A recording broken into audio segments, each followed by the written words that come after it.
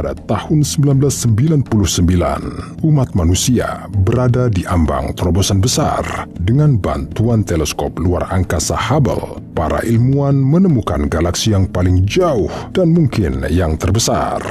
Namun beberapa saat kemudian terjadi penyesuaian tertentu pada penelitian tersebut. Ternyata para astronom tidak melihat galaksi, tetapi sinar cahaya yang dipancarkan oleh satu bintang dipantulkan yang lain dan bersinar tepat di teleskop.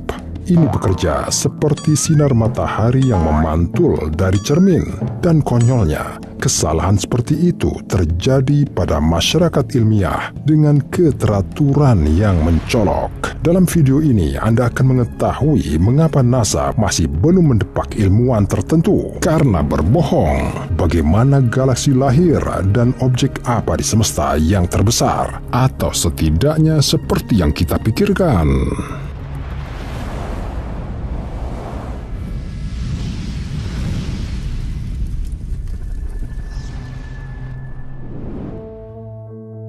Jadi bagaimana para ilmuwan menentukan ukuran benda langit? The universe told me. Tentu saja metodologinya sedikit berbeda dari apa yang dijelaskan Neil deGrasse Tyson di sini. Saat ini diyakini bahwa nebula terbesar di luar angkasa adalah NGC 2070, juga dikenal sebagai tarantula.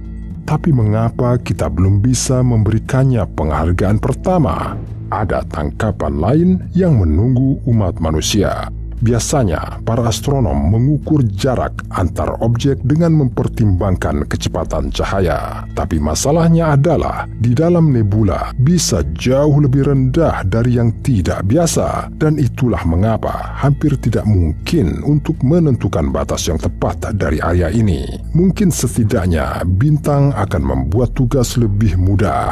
Yuwai Skutai adalah pemimpin yang tidak diragukan lagi di antara mereka. Jari-jarinya 1708 kali lebih besar daripada matahari kita. Sepertinya pemenangnya ada di sini. Tapi tunggu, apa sebenarnya ini? Di tahun 2020, Stephenson 218 dinobatkan sebagai bintang terbesar yang diketahui. Ini sebanyak 2158 kali lebih besar dari matahari kita. Tapi kenapa kita belum pernah melihatnya sebelumnya? Alasannya adalah luminositasnya. Meskipun Yuwai Skutai kalah dalam pertempuran diameter dari Stephenson, ini tentu saja tetap menjadi salah satu pemain paling cerdas di luar sana. Terlebih lagi, bintang cenderung berdenyut atau dengan kata lain berkontraksi dan mengembang secara berkala sekaligus mengubah bentuknya.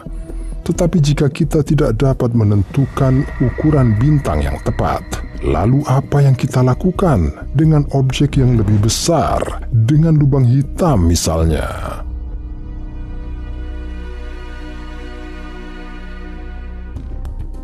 Ini mungkin mengejutkan, tetapi relatif mudah untuk menghitung ukuran lubang hitam.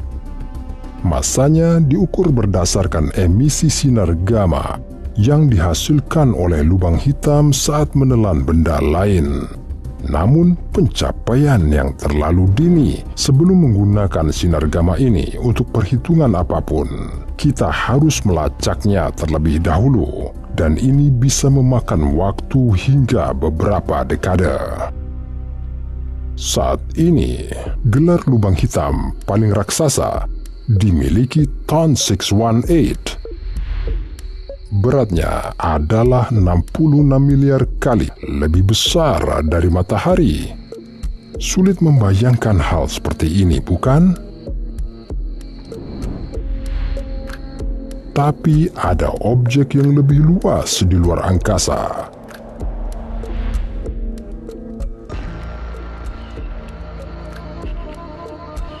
Ketika lubang hitam menyedot semua yang ditemuinya di jalan, ia membentuk corong besar yang pada gilirannya membentuk seluruh galaksi.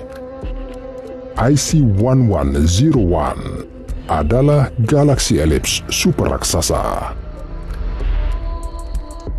ada sekitar 250 miliar bintang di Bima Sakti, sedangkan di IC 1101 saja ada 1000 triliun di antaranya. Ya, galaksi terletak 1,04 miliar tahun cahaya dari bumi di konstelasi Virgo. Sangat mungkin ini adalah galaksi paling raksasa yang diketahui. Tapi apakah kita benar-benar yakin jika kita masih belum bisa mencapai kesepakatan umum tentang ukuran Bima Sakti kita sendiri?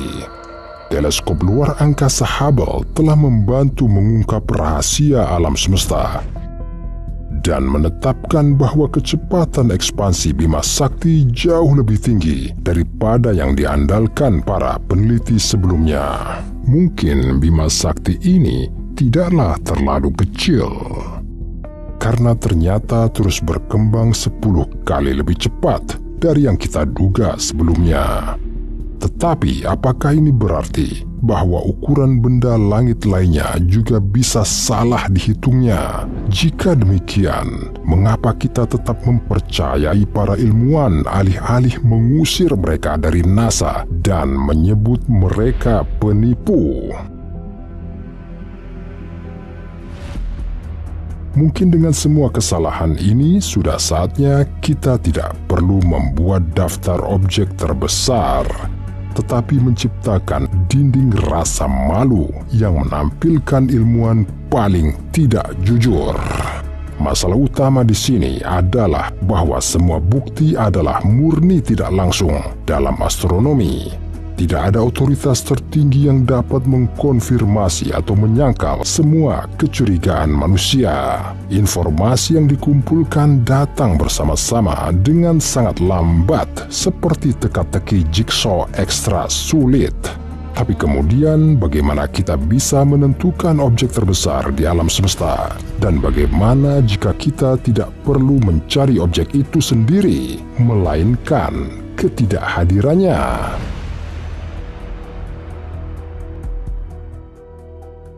Mungkin hal yang paling menarik di luar angkasa bukanlah benda langit yang membentuk gugusan, melainkan sebaliknya. Void, tempat yang bahkan tidak berisi materi. Pada 2004, para cendekiawan menemukan super void Eridanus. Menurut proyek awal tindakan, ini membentang di 1,8 miliar tahun cahaya.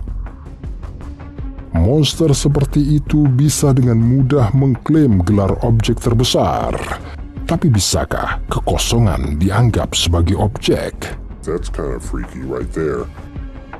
Dan jika bisa, bagaimana kita menentukan ukuran materi yang tidak ada ketika ada ruang hampa yang sempurna? Bukan tugas yang mudah, bukan? Kita masih belum bisa sepenuhnya mempercayai data apapun tentang luar angkasa di luar Bima Sakti kita. Dan bahkan di dalamnya, segala sesuatunya tidak sejelas itu.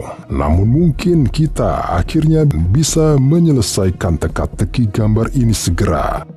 Dan kemudian setiap inci alam semesta kita akan menjadi seperti buku yang terbuka. Atau sebaliknya, kita harus menerima bahwa kita bahkan lebih tidak berdaya dari yang kita kira. You might think you understand, but do you really? Jadi, skenario mana yang terdengar lebih memungkinkan menurut Anda?